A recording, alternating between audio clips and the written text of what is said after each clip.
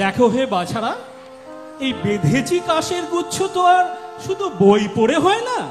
তাই চলো তোমাদের আজ আসল কাশ বনে নিয়ে যাই। চলো চলো।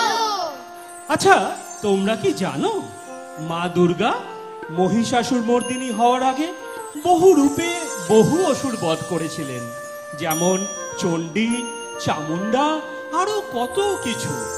সে গল্প শুনবে তোমরা আজ?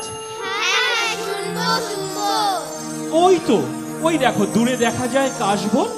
আমরা তাহলে ওখানে গিয়ে বরঞ্চ গল্পটা করি। চলো একটা গান গাইতে গাইতে যাই।